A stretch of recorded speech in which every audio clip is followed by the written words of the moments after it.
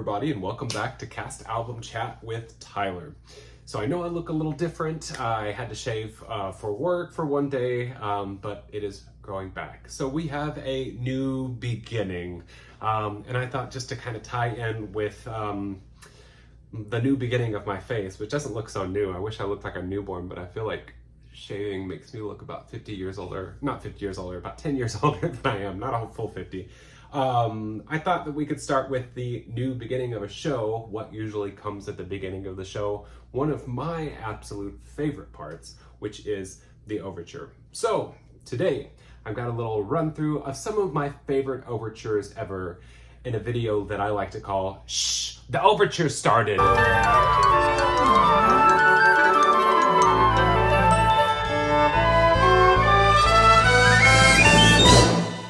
Here's your little intro from me, if my camera will stop shaking.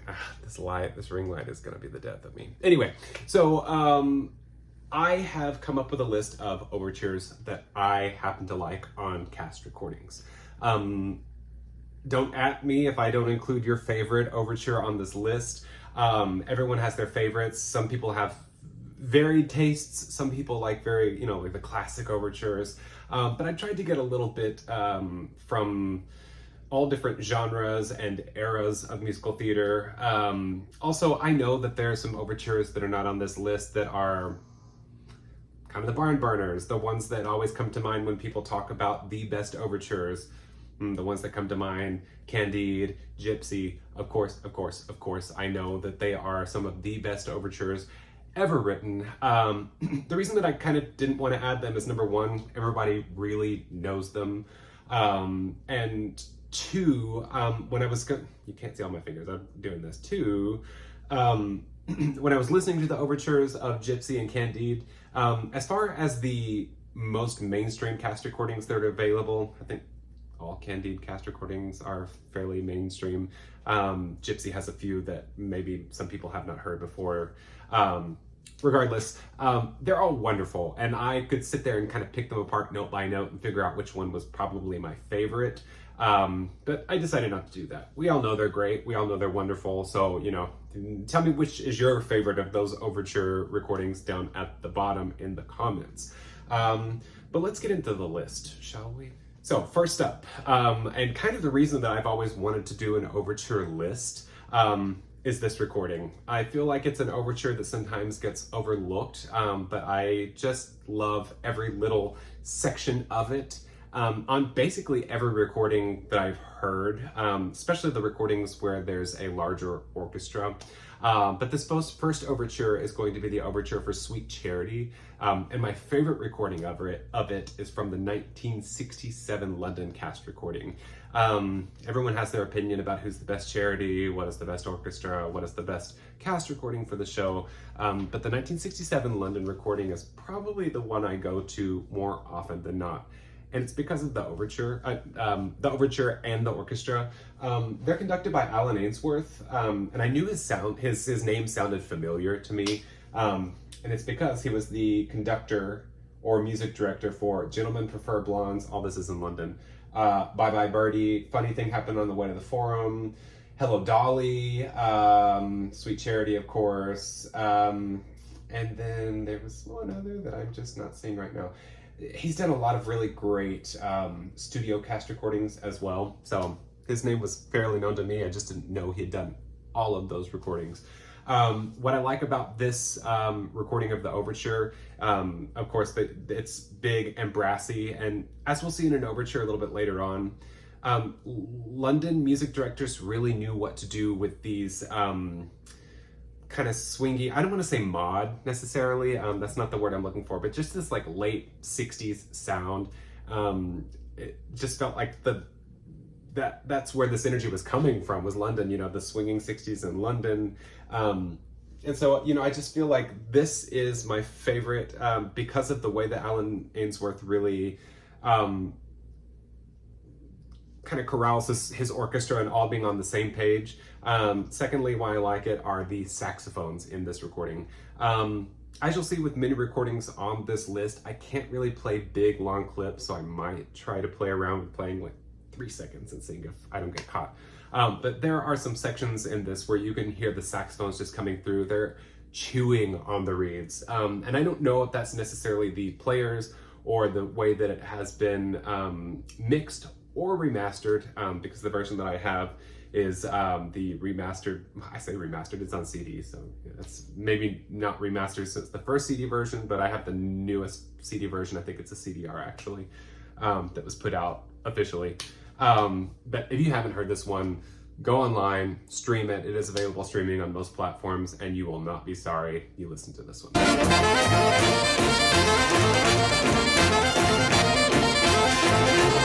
Next up is the 1999 studio cast recording of the Three Penny Opera, or as it's called in German, Die Drei Groschen Oper. This is in the original German, which doesn't really matter since we're talking about overtures. There is a little intro by, I can't remember who does the narration on this recording, then, you know, we go into the overture.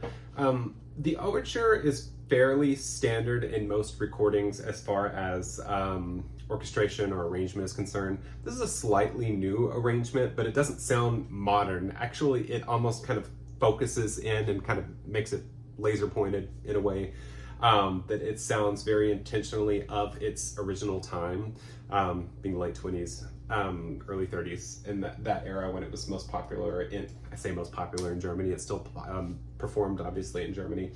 I thought this was from a cast recording. For some reason I had it in my head that it was from Frankfurt, but it's not. It is actually from a group called Ensemble Modern, and I'm not exactly sure what their focus is.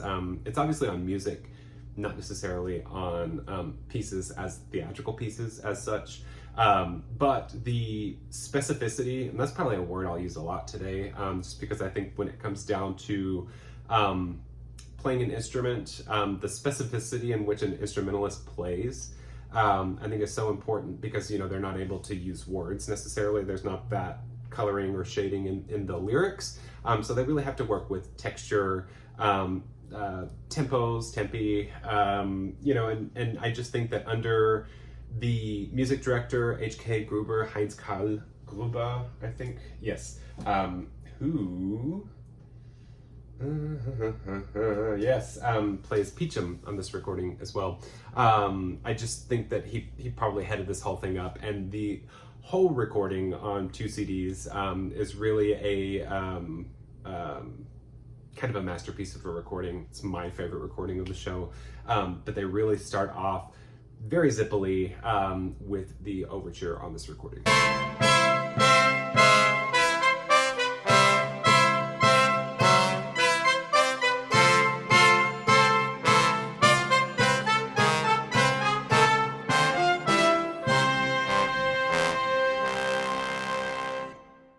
So this next one, I've heard a lot about how people love this overture, and I am kind of a newcomer to this show. Little caveat on this one, my guess is probably not the original overture for the show. You can see it behind me if you want a spoiler alert. It is the Broadway cast recording of No No Nanette from 1971. Of course, this show was from way back in the day, I believe from the 20s, and it was kind of retooled. So I don't even know that all the score, my guess is that there were some new numbers kind of added to the score later on in the 70s to come up with to go with the new script. So, you know, I can't say this is the original or this is the original orchestration, but if you are going to see a production of No No Nanette nowadays, this is probably the structure and the score that you're going to hear, therefore probably the overture you're going to hear. And, you know, I kind of compared this to just a few recordings that are out there, Broadway recording, Mexico City recording, London recording, and then there's an Italian tour from the late 90s. All of them have pretty astoundingly good orchestras, but this is the overture that really jumped out at me. That brass in the very beginning and just a little bit of that dissonance, it just sounds so clean. They're under the baton of Buster Davis. This is definitely streaming, so go out there and stream this one. Fall in love with the whole score, but this is one of those kind of classic overtures where you get so many different numbers in the overture, so you get a nice little pick and mix of what you're going to hear throughout the rest of the score. So in the middle here, I have this kind of gaggle of classic overtures that I wanted to talk about. Yes, I said I'm skipping over Gypsy and Candide, but there are a few recordings of some of the older overtures that I think have been recently done that sound fantastic.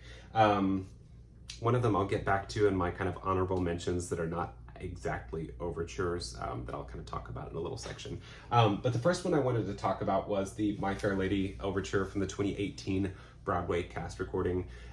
This is an overture we've heard a bajillion times, and there are so many people that say that if you have, some people are original Broadway cast recording people, some people are original London cast recording people when it comes to My Fair Lady. There are actually a lot more than that I enjoy as well, so I have a lot to choose from. So I was a little bit surprised on my selection for this, just because, the original Broadway recording is in mono, so the sound quality is not great. And while I love the original London recording, I kind of find in the overture, the playing is not everyone's on the same wavelength. So that's not my favorite reading of this overture. I just found that my most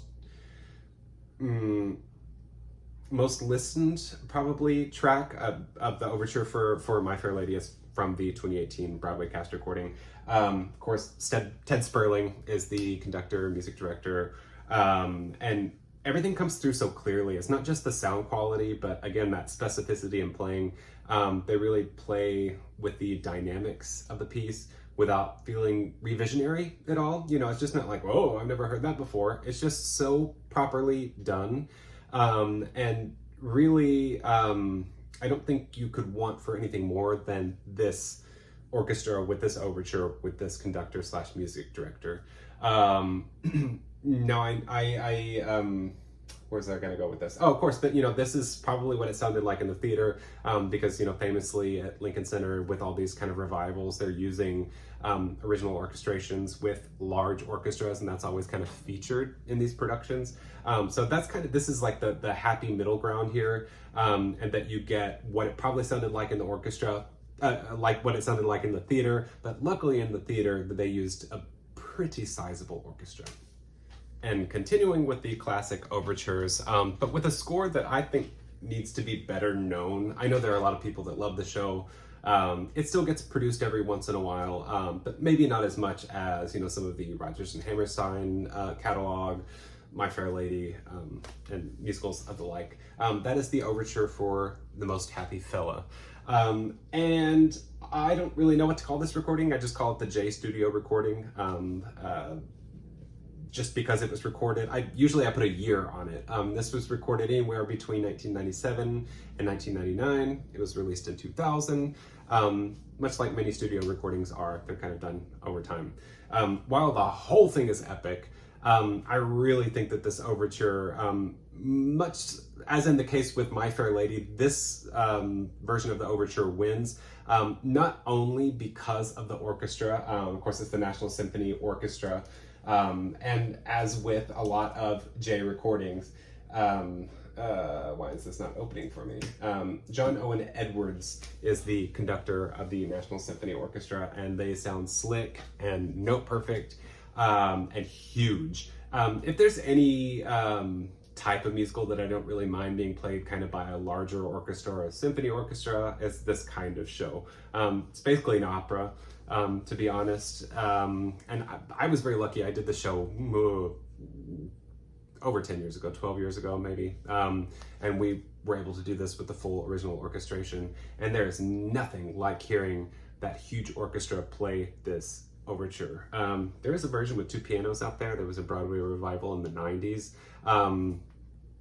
It sounds cool, but it's not this. And I think that it's just written the way that it kind of swells a lot of the time, kind of ebbs and flows. It's just written to elicit emotion. I mean, it just kind of brings it out of you, and you could just lie there with headphones on and just kind of let it wash over you, because it is that beautiful.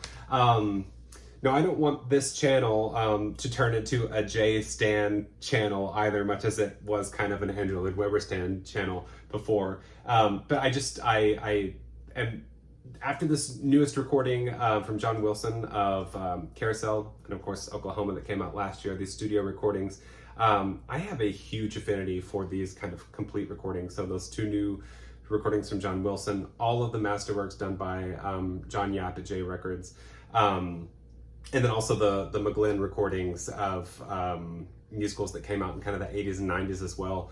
I love these recordings, so you really can't go wrong with any of them.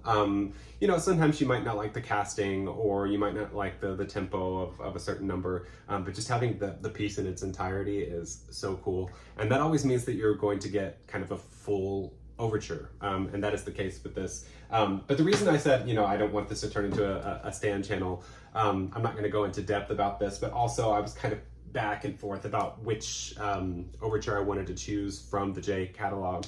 And then, you know, King and I and South Pacific, all of these with the National Symphony Orchestra conducted by John Owen Edwards. Can't go wrong with those either, because they are the full overture and they are played so masterfully by this musical group. So we have these big, huge orchestras playing overtures, and I thought I would go with some kind of maybe less expected overtures, just because, you know, you don't always need a big orchestra to get you in the mood. I think that anybody that watches this channel knows that I'm a huge fan of Mamma Mia, and I think that the Mamma Mia overture really does what it's supposed to do. It gets you in the mood. It starts the show. It takes you there. And you know exactly what's going to be included in that musical, which is the catalog of ABBA. So I decided that I was going to go with the, I should have opened this up before I started. I think it's 2005 Swedish Stockholm cast recording. Let's see if it's actually, it is 2005, but you know, 2005 Stockholm cast recording of Mamma Mia and that overture. The reason that I chose this one is, kind of strangely, I normally would have gone with a live recording, since there was kind of a string of live recordings of Mamma Mia when the show went international for a little while in the early 2000s, but none of them are complete. You know, it started with the London recording, incomplete overture, that doesn't include the title number, so that's kind of bizarre. There's a little cut there. They made the cut on the German recording, the Spanish recording, the Dutch recording. And if those are not, the Spanish recording is not live, but I think it was recorded in the theater. So it seems like you could just play through. Anyway, it took them all the way till 2005. Of course, supervised by Benny and Björn themselves, to get the full overture on there. And I remember the first time I saw the show was in Las Vegas, and I was kind of shocked when I heard this.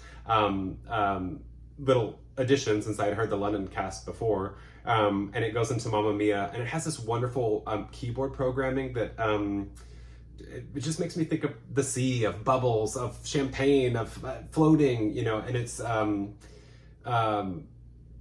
part that I always listen for in the overture. It's actually my favorite part of the overture, so I'm a little bit cheesed that they don't include it on most recordings, and that's even continued on to other recordings after this one. Japanese, Chinese recordings, you know, they don't have that section in there. So you can stream this one. I can't really play this, but you'll know what I'm talking about when you hear it. And what I also find really interesting about this specific overture on this recording is that I think it's played so exactly the way that I want to hear it. You know, it's just, it's another one of those recordings you're like, oh, I couldn't have made this track any better. But interestingly enough, because it is a studio album, they do make some kind of internal cuts in other numbers. And then I from what I remember, the entr'acte, which is another piece I like from the show, kind of gets you started going to the Nightmare, Sophie's Nightmare, is not very well played. I don't know what happened between the overture and the entr'acte.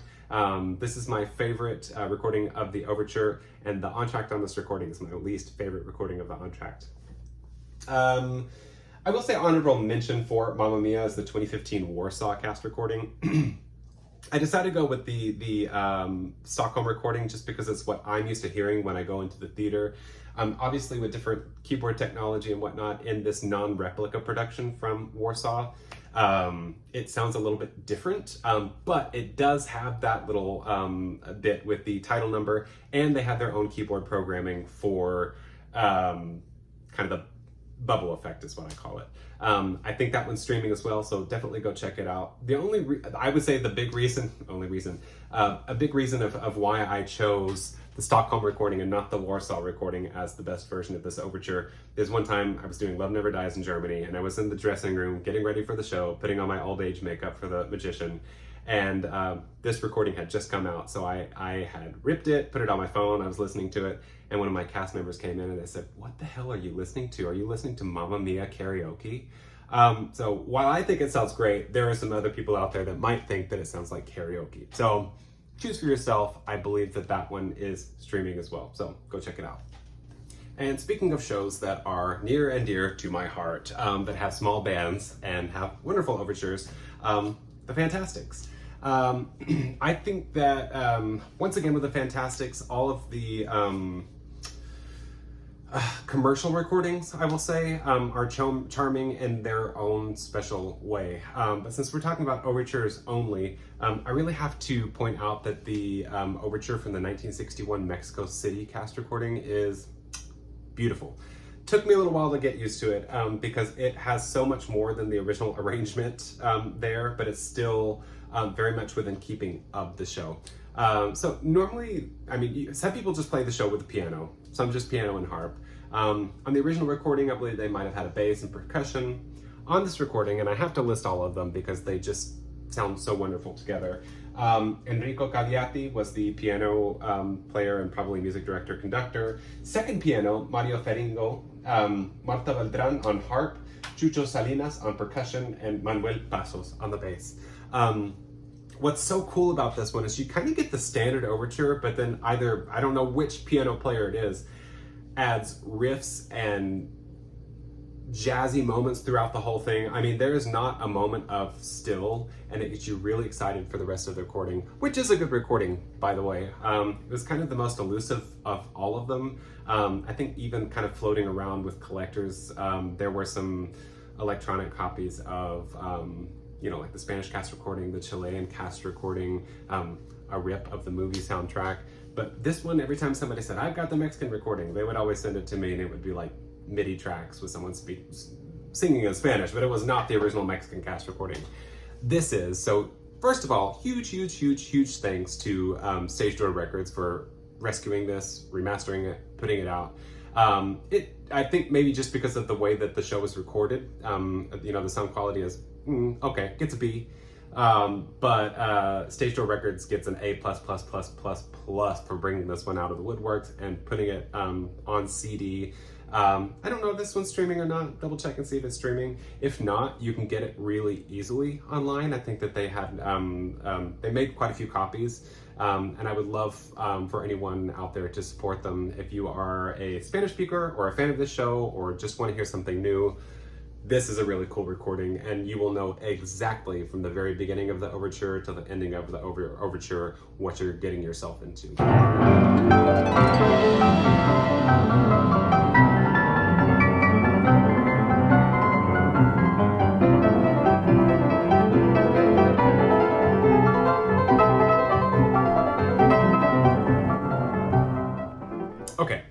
So this next one might not be a surprise to anyone, but you know, a lot of Sondheim shows don't have kind of a traditional overture, but one of the ones that I love is from Follies. The issue is, you know, with that original recording, it's so pick and mix piecemeal of what they included in the score. The London recording is not really the original version of the show. Can't remember what the overture sounds like on the concert version. And then, you know, in the newest Broadway recording, the overture and orchestra sound great. However, I do have to admit that having that dialogue kind of on top of a lot of it, if you're not in the theater, normally I like dialogue on a cast recording, but for some reason I just like listening to the instrumental version of the show.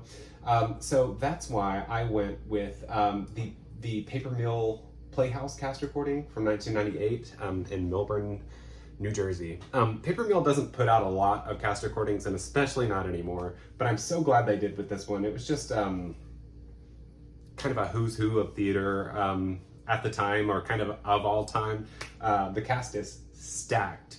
And then of course, the music director conductor Jonathan Tunick, can't get any better than that.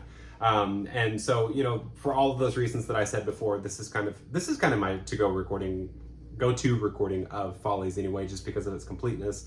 Has a lot of extra numbers that were taken out of the show before that you can kind of hear in some of the overtures, some of the background music that didn't quite make it or stay in the show, but you can hear that. But the whole prologue overture is 6 minutes and 13 seconds, so you get the full shebang, and you don't get any of the dialogue on top of it, so you can really appreciate the overture for what it is.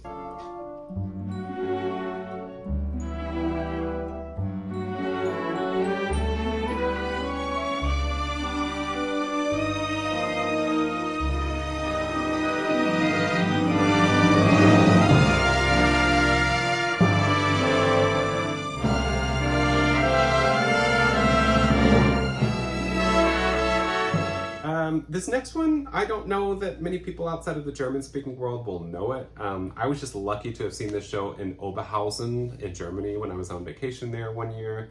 And it's just because it's what was playing, and I really kind of fell in love with the score. It's what I like to call Anything Goes meets Mamma Mia. It's a German musical called Ich war noch niemals in New York. And so, let me see if I can find it on here. Once again, I should always pull these things up before I actually talk about them, but I only remember to do it about half of the time. There we are. We only have a couple of recordings of Ich war noch niemals in New York. The original show opened in Hamburg, I believe. Yeah, I think it was in the Opernhaus, so I should know that one. But the show is comprised of music by the late great German pop star Udo Jürgens. And I was not familiar with any of his music before I went to see the show. So to me, much like the first time I saw Mamma Mia, you know, I didn't know a lot of ABBA music at that point, wasn't of my generation. So a lot of Mamma Mia to me is show tunes. And much like Mamma Mia, I think of a lot of Udo Jürgens stuff as show tunes. Also, not just because it was in the show, because it's so theatrical. He has a varying style between a lot of his songs and his music. So I think it lends itself well to a musical that doesn't get too repetitive. You get different types and sounds of songs. But it also seems that he had kind of a big Broadway sound in his music as well. So I really like that. But the recording that I went with was the 2010 Vienna cast recording. And I think anyone that knows any of the productions or cast recordings that come out of Vienna know that they have larger orchestras. I believe this was music directed by Kunstholz. He was their resident music director for a very long time.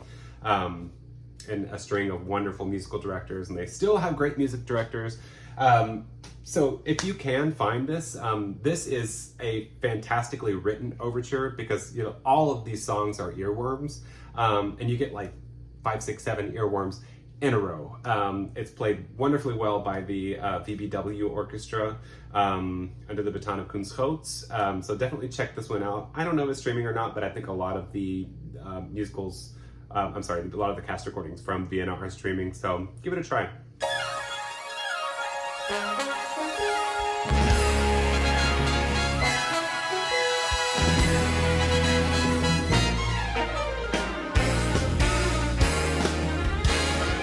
So I have 2 more recordings on my list, but first I wanted to go through some honorable mentions, because you know me, I always have to have my little caveats here.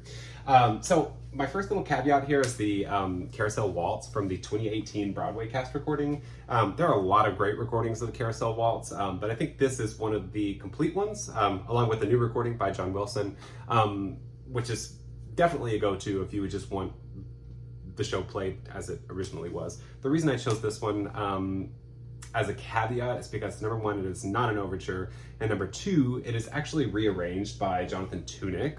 But I really like the way that it was rearranged. If you're going to have a long run and you need to have a slightly reduced orchestra, this is the way to do it. So definitely check that one out. That one's probably streaming. Second of all, of course all these are caveats. Phantom of the Opera, 1988 Viennese cast recording. I love Phantom of the Opera. I love the overture. It does exactly what it's supposed to do, get you right into the universe of the show. And it's just kind of written perfectly for what it is. That being said, very repetitive, it is only the title song, so it doesn't really have a lot of different tunes in it. And half of it is a click track, so it's going to sound basically the same on all recordings. The reason I chose the Viennese recording is because of their orchestra that they have. Kaspar Richter was the music director. And, when you can tell when the overture comes in halfway through, and they have such a lively, personal feel to them that I don't get from other recordings. So that's one little caveat. Definitely go check out that recording. Another kind of one-off, Blood Brothers 1995 International Studio Cast recording. This is the studio recording with Petula Clark. And the reason this is kind of a caveat is because the overture that is on this is not the original overture of the show. It's very moody like the original overture, but in this one you get strings. So it's actually got the Royal Philharmonic Orchestra conducted by Del Newman, and it has some really, really lush string work in there that you can't pass up, but it is not the original overture for the show in orchestration or in structure. So, and then Tommy, there's a 1972 London Symphony Orchestra studio recording of this show that is hit and miss for sure, as you would expect on something for like a rock opera done in a symphonic form. Some things don't mesh together very well, but the overture is so epic. They have a choir singing with them. That's conducted by David Neeson, so definitely find that one if you can. You will not be sad that you found it just for the overture alone. And then, since I've done so many videos talking about Nine, I thought it'd be kind of stupid to add that to the list. And I don't have a favorite recording. If I had to, I would say the London recording, just because they have two versions of it. There's a all-women version, and then there's the men and women version. But, take your pick. I've done so many videos on Nine. Go back and look at my Nine video from a few years ago and see which one you think that you would like the most. And then the last caveat I have is kind of a non-choice. This might happen actually with some other shows. I can't think of any off of the top of my head, but Beauty and the Beast, Disney's Beauty and the Beast, has an overture, and as far as I know, was played all the way through, the original Broadway run. It's included in the rental materials whenever you do the show. Regionally, so I don't know why the overture was never recorded. There's not a single professional recording from a cast recording of this overture. That's all the way from the Broadway recording to the new Japanese recording, which maybe they've excised it by now. I don't know, because they cut out some of my favorite stuff, like No Matter What, bizarre excision from the show. But the only version that I have is actually from kind of a bootleg of the Mexican cast recording from 1997, I believe it is. So if you want to hear it, track that down if you can hear it. If not, go see live theater and hope that they play it, that they don't cut it. All right, and here are your final two. Going back to Andrew Lloyd Webber, of course, I love the overture for Jesus Christ Superstar, which is kind of like Trial Before Pilot. It's basically what it is, Trial Before Pilot going into Superstar. So it's really not a smorgasbord of numbers from the show, but I just find it so infectious. It's so weird and quirky and strange, and there are a lot of good recordings of it. I love the original concept recording of the show. Stream it, find it, it's wonderful. The remastering of it is top-notch, so find that. But since everybody's heard that before, I just decided I would choose one from out of left field, which is from the 1972 Münster German cast recording of the show. Münster is somewhere not too far away from Hamburg or Bremen, from what I understand. Don't quote me on that, but kind of north-ish Germany. And this was kind of in the original wave of international productions. The reason that I chose this one is because they have a full orchestra, much like the original concept album, and that's something that seems to not always be used on Jesus Christ Superstar cast recordings. They were playing with a local band called Emergency, and that's another cool thing about some of these shows like Hair, Jesus Christ Superstar. They kind of played with local bands in the area, so you kind of get a flavor of what people were listening to in that area at that time. So they have some really incredible players there, and I'll put a little clip on here because this one I don't think is streaming anywhere, of some of the guitar work in the overture. And then later on, you kind of get that repetitive rhythm section playing, which is the lashes in Trial Before Pilate, and then you have the strings come in. In some versions it's just a synth, and other versions it's just woodwinds. In this one you get the woodwinds and the strings and everything. It's just kind of a performed epically in the way that it was written, but it still has that flavor from the band members from Emergency playing in the overture.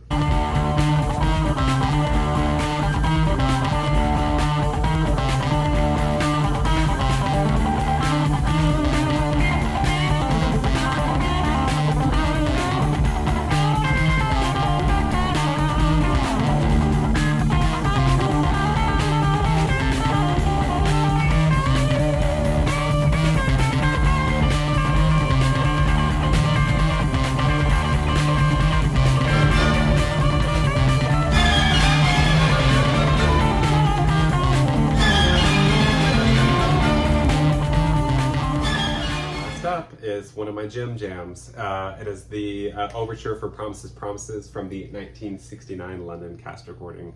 I know for some people it's sort of a toss-up on which recording they like more, just depending on the actors, the orchestra.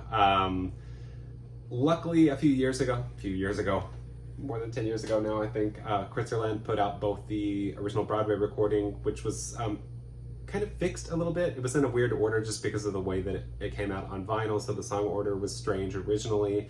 And Jerry Orbach was maybe a little pitchy during the recording of the original album, the Broadway album. So they went back and kind of retooled it. They did originally a 2 CD version that had the kind of retooled version and then the original mix. So that was really cool for completists to have. But then after that, they put out the London cast recording, and that was even rarer, I think, at the time. It had never been out on CD before. And it is my go-to recording of the show. Not just because of the cast. I think that the cast is pretty wonderful. But because of the overture, the orchestra, they're conducted by Ian McPherson. And he just, once again, much like the overture, I started this list with Sweet Charity from 1967, I believe, so it's just a couple of years before this recording. London and the music directors and the instrumentalists really understood this late 60s sound. You know, the instrumentalists in Broadway musical theater orchestras during this time in London just got it. And they play with a lot of pizzazz here. One of my favorite parts that probably pushes this one over the edge over the Broadway recording is during the little section of the title number, Promises, Promises, in the overture. You get a nice little orchestra hit that's absent on the Broadway recording. So I know not everyone will agree with me on this, but just kind of the mix of not only this overture, but the booth singers that sing here as well. It just puts me right there. Not that I was alive in 1969, although my new, you can see my lovely lines, my new face that you can see looks like I was born around that time, but I was not. Anyway, so that's sort of my list of my favorite cast recording overtures.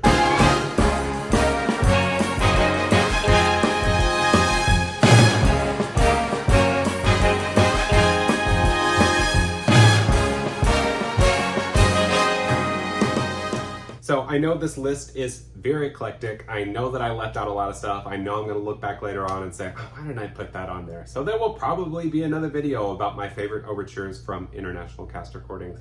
But this is just kind of where I wanted to start right now.